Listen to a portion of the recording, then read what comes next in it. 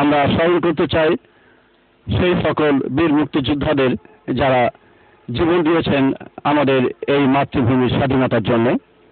আমরা মহান মুক্তিযুদ্ধে শহীদদের স্মৃতির প্রতি শ্রদ্ধা জানাতে 1 মিনিট নীরবতা পালন করব।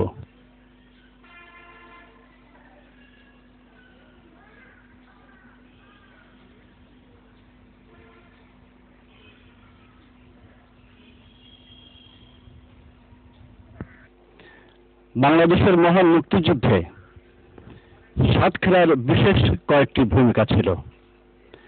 তার মধ্যে অন্যতম হচ্ছে বাংলাদেশ সরকার গঠনের পরপরই এপ্রিল মাসে সাতক্ষীরার পক্ষ থেকে প্রায় 2 কোটি টাকা সরকারকে সহযোগিতা দেয়া। ন্যাশনাল ব্যাংক দখলের মাধ্যমে এই টাকা সংগ্রহ করা হয়েছিল। আরেকটি কাজ ছিল মহান মুক্তিযোদ্ধাদেরকে উৎসাহিত করবার জন্য মুক্তিযুদ্ধের ক্যাম্পে ক্যাম্পে এবং শরণার্থী শিবিরে গণনাটক পরিবেশনা, সেটিও করেছিলেন সাতক্ষীরার কিছু বীর মুক্তিযোদ্ধার নেতৃত্বে। সেই মুক্তিযোদ্ধারাই দেশ স্বাধীন হওয়ার পরপরই এসে নেতৃত্ব দিয়েছিলেন সাতক্ষীরা জেলা সাংস্কৃতিক পরিষদ গঠনের। আমাদের মাঝে রয়েছেন পাওয়ার হাউস অপারেশনের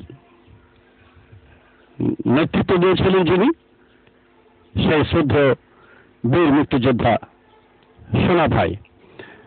আপনারা তার মুখেই শুনুন পাওয়ার হাউস অপারেশনের বিস্তারিত বর্ণনা।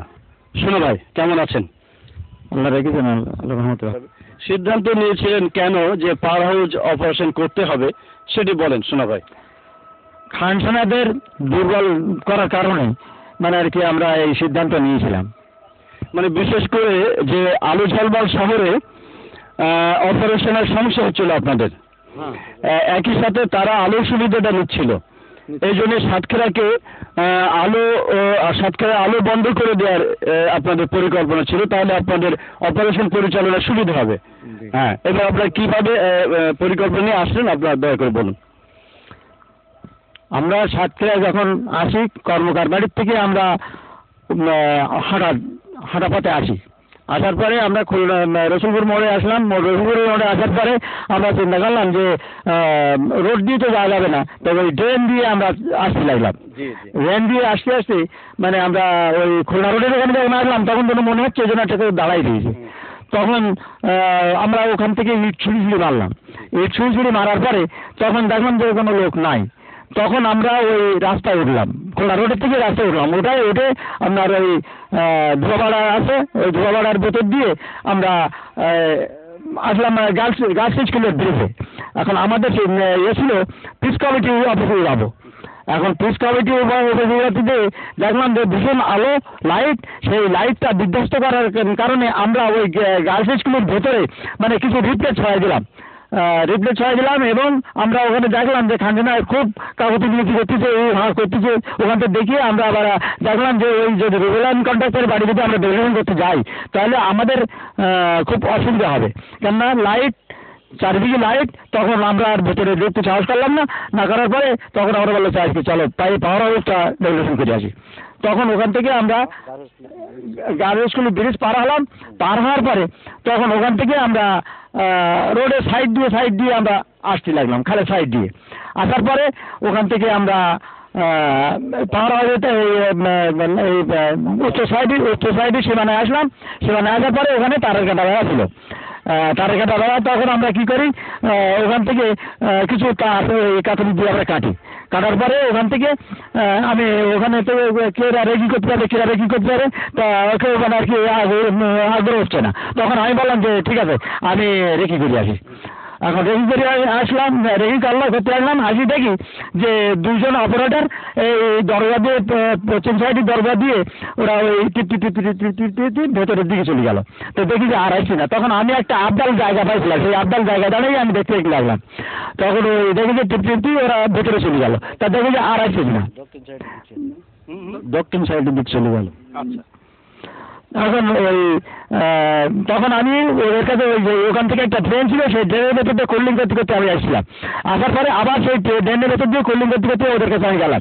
যাওয়ার পরে ওরা তো ইটের সাথে বিক্ষিপ্ত করতে কী করা যাবে। তখন আমি বললাম ঠিক আছে কোনো অসুবিধা নেই, তুই আমার কাছে টাইম বোম দিতে দে। সেই টাইম বোম প্লাস দিয়ে ভাঙতে হয়, তা ভেঙে আমি দুইটা নিলাম। নেওয়ার পরে এখন আমি একজনের কাছে হাতে দিলাম, সে গৌর আর আমি দুটো টাইম বোম নিয়ে আমরা মেশিনের তলে ঢুকে গেলাম। মেশিনের তলে প্রথমটা আমি ভেতরে ঢুকে গেলাম, খাটাই দেখি যে এই ঘরটাই তো সে আপনারা ঢুকেছেন এই ঘরটায়। একটু আমরা এই ঘরটা আমরা একটু দেখি। এই সুযোগ দুইজন ভিতরে ঢুকলো আর 6 জন সেন্টিতে থাকলো। পার হাউসের ভিতরে সাইড বাড়ি ঘিরে বাড়ি থাকলো।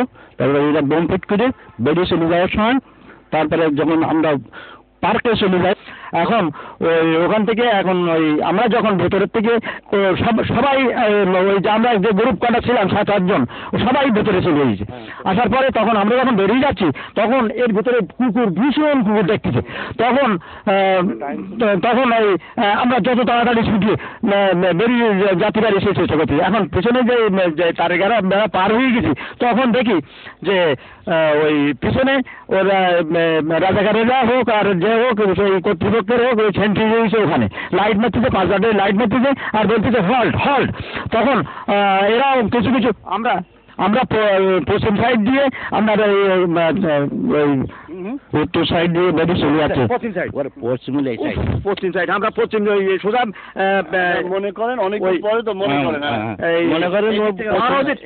পাওয়ার হাউসের দিক থেকে পাওয়ার হাউসের পশ্চিম দিক যাচ্ছি। যার পরে ওখানে কঞ্চির ঝাপ ছিল, সেই কঞ্চির ঝাপ ভেঙে তারপরে আমরা উত্তরের দিকে চলি। উত্তর দিক থেকে স্টেডিয়ামের মাঠ পার হয়ে মানে যখন আমরা খুলনা রোডে যাই উঠি তখন ওই মানে একবার দুবার চিলিক মেরে যখন উঠলো তখন আমরা আমাদের বেশ আরো আনন্দ হয়েছে এবং সঙ্গে শব্দ হয়েছে। বাস ঠিক আছে, তখন আমরা মানে মোটামুটি বেশ আমাদের মনে একটা আনন্দ আসে গেল। সফল হলেন আপনারা মনে করছি যে আপনাদের অপারেশন সফল এই জন্য আমাদের ভেতরে খুব আনন্দ। এবং আমরা মানে তখন আমার হাঁটতে লাগলাম, হাঁটতে যাওয়ার পরে এখন মানে আমরা খুব ক্লান্ত, হাঁটতে আসি ওখান থেকে আবার হাঁটতে যাচ্ছি খুব ক্লান্ত। রাস্তার পরে যে মানে আর কি সবাই আমরা শুয়ে পড়লাম। শুয়ে পড়ার পরে তখন ওই একজন ওখানে সেন্টি রাখা হলো, সেন্টি রাখার পরে তখন দেখা যাচ্ছে যে সেন্টিও কমে গেছে। এখন ওখান থেকে একটা ছাগল একটা লোক নিয়ে যাচ্ছে।